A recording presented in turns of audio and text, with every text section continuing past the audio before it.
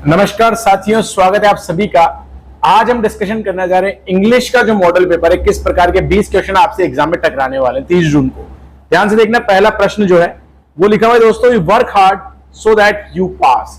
ध्यान से समझना, अगर जहां पर भी कोई भी कार्य के अंदर एक कंडीशन हो कि मेहनत करो ताकि तुम पास हो जाओ, तो यहां पर क्या, अगर इस वाक्य में हम कहें तो संभावना की बात की दोस्तों। जब भी किसी वाक्य में संभावना हो या जिसे हम कह सकते हैं पॉसिबिलिटी हो, तो याद रखिएगा बिना डरे वहां पर आप क्या लगा देना दोस्तों, मे लगा देना। क्या लगा देना? मे लगा देना। वहीं पर अगर संभावना अत्यधिक कम हो तो लगा देना माइट, मतलब कम संभावना की बात हो तो दोस्तों लगा देना माइट। अगर मच का प्रयोग होता तो ध्यान रखना हमेशा अनकाउंटेबल नाउन के साथ होगा और मात्रा में ज्यादा के अर्थ में होगा, ठीक है। और विल तो होता है फ्यूचर के अंदर प्रयोग, ठीक है। चलिए अगला प्रश्न देखिएगा विद्यार्थियों, लिखा हुआ है he is rich yet he is माइजर। दोस्तों ये प्रश्न आपका आता है दोस्तों कंजंक्शन से। कहां से आता है? कंजंक्शन। कंजंक्शन का रूल ये कहता है अगर वाक्य में ऑल्दो और दो लगे, ठीक है, तो हमेशा उस वाक्य में येट का प्रयोग होता है। तो चूंकि आपको दिख रहा है यहां पर येट, और वाक्य ये कहता है कि वह अमीर है लेकिन वह क्या है? माइजर। माइजर का मतलब बेटा कंजूस होता है। तो यहां पर देखो मैंने बताया येट किसके साथ लगेगा? ऑल्दो के साथ। किसके साथ? ऑल्दो के साथ। ना तो वैन, ना वाइल, ना ही देयरफॉर। देखो वैन का मतलब होता है समय से अनुरूप होता है, कब। वाइल का मतलब होता है जब एक कार्य हो रहा हो तभी दूसरा कार्य हुआ उसके अर्थ में। और देयरफॉर का अर्थ होता है जब भी कोई कारण दिया हो और उसके फलस्वरूप कोई चीज हो, मतलब इसलिए के अर्थ में इसका प्रयोग होता है, ठीक है, ध्यान रखिएगा।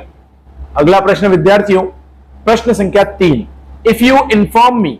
ध्यान से देखो, ये वाला क्वेश्चन आया दोस्तों कंडीशनल वाले रूल से। कहां से आया? कंडीशनल। तो आपके दो प्रश्न में दो टॉपिक, तीसरे प्रश्न में तीसरा टॉपिक। देखो कंडीशनल का रूल नंबर 1 कहता है अगर इफ वाले वाक्य के साथ प्यारे विद्यार्थियों प्रेजेंट सिंपल टेंस लगाओ। क्या लगाओ? Present simple. तो याद रखिएगा उसके बाद में हमेशा फ्यूचर सिंपल का प्रयोग होता है। किसका प्रयोग होता है? फ्यूचर सिंपल का प्रयोग होता है। तो यहां पर देखो यू के साथ वर्ब की फर्स्ट फॉर्म है, इफ यू इन्फॉर्म मी, हम लगाएंगे आई विल कम। क्या लगाएंगे? I will come. ये करेक्ट आंसर आपका बन जाएगा, ध्यान रखना, ठीक है। अगर इस वाक्य में यहां पर पास्ट टेंस होता, क्या होता? पास्ट टेंस, मतलब वर्ब की सेकंड फॉर्म होती दोस्तों, हम लगाते वुड और वर्ब की फर्स्ट फॉर्म, तो आपका आंसर 2 सही हो जाता उस समय, ठीक है। आ जाओ प्रश्न संख्या 4 देखिएगा, बहुत अच्छा प्रश्न है दोस्तों। I saw him while he. देखो ये रूल मैंने आपको बताया था, जब भी वाक्य में व्हाइल लगे तो याद रखिएगा एक तरफ आता है वर्ब की सेकंड फॉर्म, तो दूसरी तरफ बनता है दोस्तों वर्ब में आईएनजी बनता है। क्या बनता है? आईएनजी। तो चूंकि यहां पर सेकंड फॉर्म है तो पास्ट टेंस है, तो यहां पर आईएनजी दोस्तों पास्ट टेंस में लगेगा, मतलब वॉज वर्ब के साथ लगेगा, ठीक है। ही के साथ दोस्तों वॉज लगता है और वॉज में लगा हुआ रनिंग, तो आंसर बनेगा I saw him while he was running. मैंने उसे देखा जब वह दौड़ रहा था। आ जाओ भाई, प्रश्न संख्या 5 कहता है I go for blank space walk daily. ये आपका दोस्तों डेली जो है यहां पर ये हमें बता रहा है कि ये दोस्तों प्रेजेंट सिंपल टेंस का है। किसका है? प्रेजेंट सिंपल टेंस का। और ये बहुत अच्छा प्रश्न है, ऑलरेडी पिछले एग्जाम में आया हुआ प्रश्न है। देखिएगा आई गो फॉर, अब यहां पर वॉक जो है, वॉक क्या है? एक वॉक के लिए हम जाते हैं, तो हम इसको काउंट कर सकते हैं। हम क्या लगाएंगे? I go for a walk daily. बहुत बढ़िया। अगला देखिएगा ही इज इंटरेस्टेड। ये आपका प्रेपोजिशन से क्वेश्चन है दोस्तों। किससे क्वेश्चन है? प्रेपोजिशन से क्वेश्चन है। इसके पहले वाला दोस्तों आर्टिकल से प्रश्न था। 5 क्वेश्चन 5 टॉपिक। छठा प्रश्न देखिए, he is interested blank space in music. देखो क्या बनता है? In music. वह म्यूजिक के अंदर क्या है? इंटरेस्टेड है, ठीक है, तो इन म्यूजिक यहां पे बनेगा। आइए देखिए प्रश्न संख्या 7 देखिए। अब फिर से एक और प्रश्न है दोस्तों प्रेपोजिशन से, ही इनवाइटेड मी। ही इनवाइटेड मी, बहुत ध्यान से सुनिएगा, इसमें कभी कभी कंफ्यूजन होता है कि ही इनवाइटेड मी टू डिनर लगाएं कि ऑन डिनर लगाएं। देखिए दोस्तों ध्यान से देखिएगा, जब ये क्वेश्चन पिछले साल बीएसटीसी के पेपर में भी आया हुआ था तो उसमें क्या दिक्कत थी? इसको क्वेश्चन को बोनस दिया गया था क्योंकि इसके आंसर 2 बन रहे थे। He invited me to dinner भी सही है and he invited me on the dinner भी सही है। दोनों करेक्ट आंसर है, दोनों से आप जो लगाओगे चल जाएगा। अगला देखिए आर्टिकल्स का प्रश्न है दोस्तों, I met a man blank space man was kind।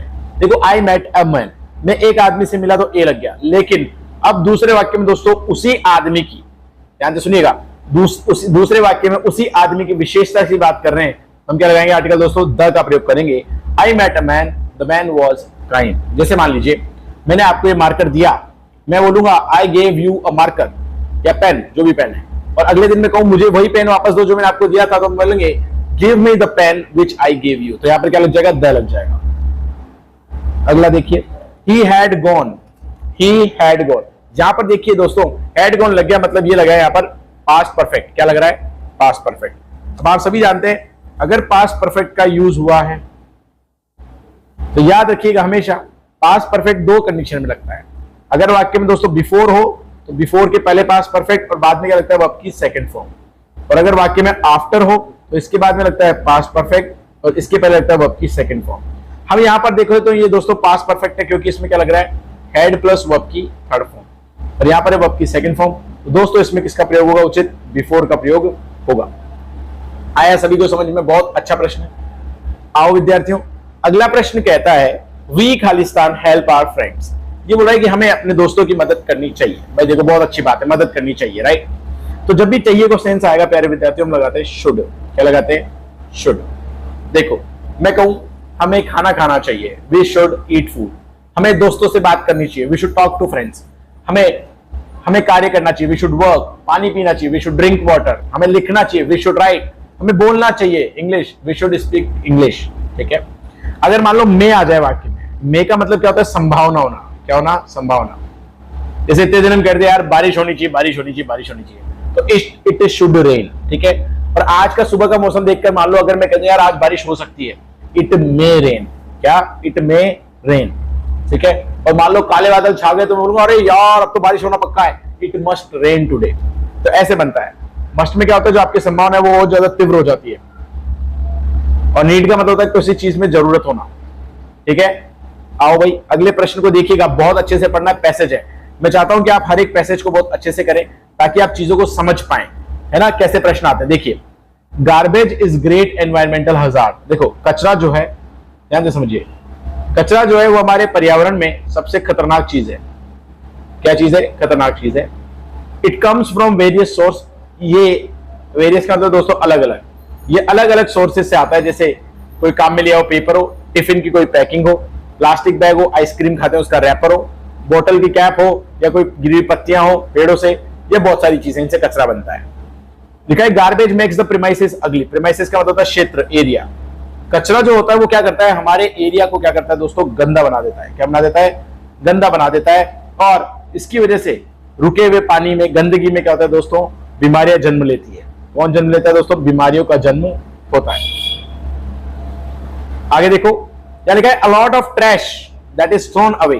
बहुत सारा कचरा जो कि फेंक दिया जाता है, उसके अंदर बहुत सारे मटेरियल होते हैं जिनको हम क्या कर सकते हैं, रिसाइकिल कर सकते हैं, मतलब पुनः यूज कर सकते हैं। And reuse as paper, metal, glass. और इनको हम क्या बोल सकते हैं, दूसरे रिसाइकलिंग सेंटर में भेजो, या उनको जंक डीलर से या जो कचरा बीनने वाले लोग होते हैं उनको दे दो। इसके अंदर बहुत सारे ऑर्गेनिक मैटर होते हैं जैसे पत्तियां वत्तियां, इनको हम क्या कर सकते हैं, हमारे मिट्टी की दोस्तों उर्वरक क्षमता, क्या दोस्तों, उर्वरक क्षमता बढ़ाने के लिए भी उपयोग में ले सकते हैं। अगला देखिए, a compost pit can be made at convenient location. एक डीकंपोज जो पिट होता है, ये गड्ढा होता है जिसके अंदर हम ऑर्गेनिक चीजें डालते हैं और खाद बनाते हैं ऑर्गेनिक। ठीक है, उसको हम क्या कर सकते हैं, कहीं पर भी हम रख सकते हैं।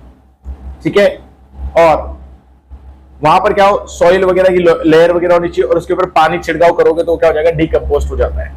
इसकी वजह से डीकंपोजिशन होगा और वैल्यूएबल मतलब बहुत कीमती आपका फर्टिलाइजर तैयार हो जाएगा। और इसकी वजह से क्या होगा, बहुत सारा पॉल्यूशन बच जाएगा, जिससे जैसे हम ऑर्गेनिक मटेरियल को जो जलाते हैं उससे जो बदबू फैलती है, पॉल्यूशन फैलता है, सब रुक जाएगा। तो दोस्तों ये पूरा पैराग्राफ था 3 पेज का।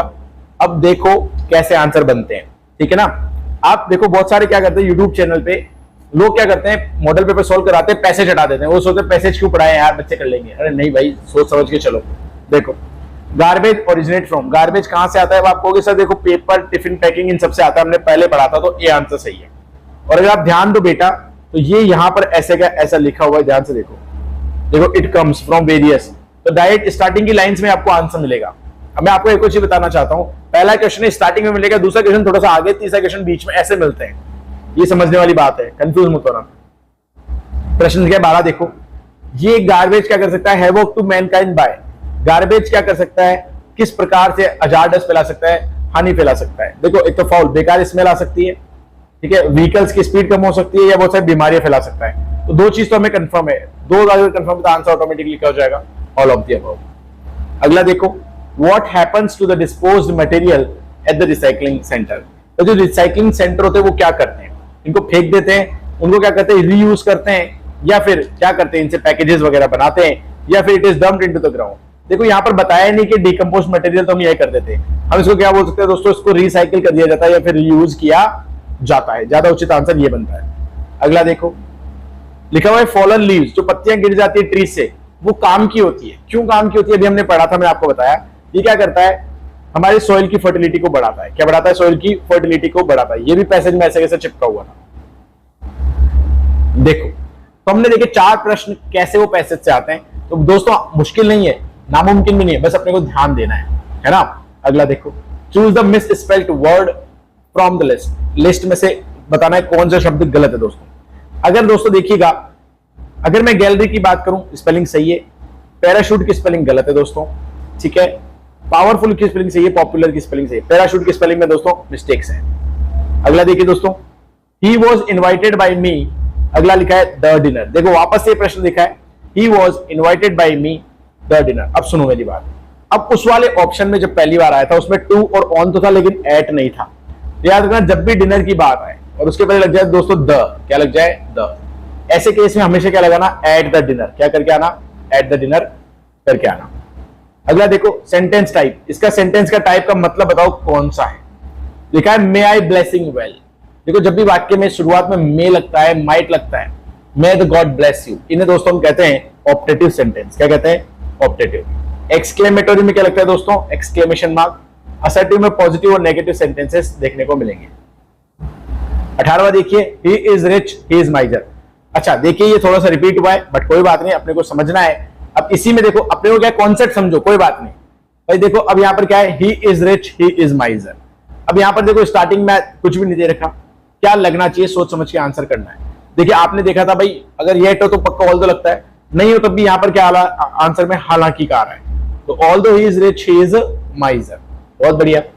देखो प्रश्न संख्या 19 कहता है इस सेंटेंस को कंप्लीट करना है। As soon as he saw the policeman, जैसे उसने पुलिस को देखा तो वह भाग गया।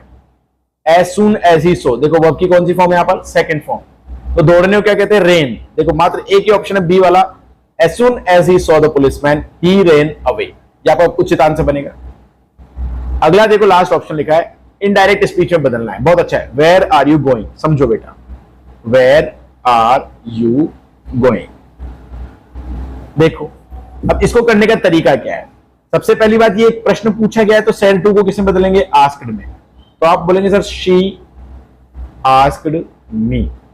WH वर्ड का दोस्तों WH लगा देंगे, क्या बन जाएगा, वेयर। ठीक है, आर को आगे ले जाओ, यू को पहले लाओ। यू क्या है आपका, फर्स्ट पर्सन। फर्स्ट पर्सन किसके हिसाब से बताओ फटाफट, अच्छा सॉरी यू तो है सेकंड पर्सन, किसके हिसाब से बदलोगे, मी के हिसाब से। मी के हिसाब से क्या आना चाहिए, I. She asked me where I, और इस एमआर किस में जाता है, वाज वर्ब में, वेयर आई वाज गोइंग। देखो ये आंसर कहां दिख रहा है आपको, देखो इसमें वेयर वाज आई गोइंग तो क्वेश्चन पूछ लिया, शी टोल हो गया तो हटा दो, she asked me where I was going. तो करेक्ट आंसर दोस्तों 20 का मुझे मिलता है सी में। तो ये मात्र 20 प्रश्न थे और अपने 15 मिनट के पहले भी सॉल्व किए। ठीक है, तो अपने को यही करना है एग्जाम में। ठीक है, और एक चीज का ध्यान रखना, अगर आपने ठान लिया है कि मुझे सिलेक्शन चाहिए तो कल से बिल्कुल टाइम पे तैयार हो जाना। इतने सारे प्रश्न करवाऊंगा मैं, जीके में 100 प्रश्न करवाऊंगा, इंग्लिश के कम से कम एक नहीं 2-3 मॉडल पेपर एक साथ कराऊंगा ताकि आपकी तैयारी अच्छे से हो जाए। ठीक है ना, चलो एक चीज ध्यान से सुनना, जो ना पूरा हो दोस्तों उसे अरमान कहते हैं। क्या कहते हैं, जो ना पूरा हो उसे अरमान कहते हैं, और जो ना बदले दोस्तों उसे ईमान कहते हैं। क्या कहते हैं, ईमान कहते हैं। और जिंदगी मुश्किलों में भले बीत जाए, क्या जिंदगी मुश्किलों में भले बीत जाए, पर जो झुकता नहीं उसे इंसान कहते हैं। तो मेरे प्यारे इंसानों, आपको झुकना नहीं है, हार नहीं माननी है, तैयारी करते रहना है, करते रहना है। ठीक है, ओके, जय हिंद, जय भारत, बेस्ट ऑफ लक।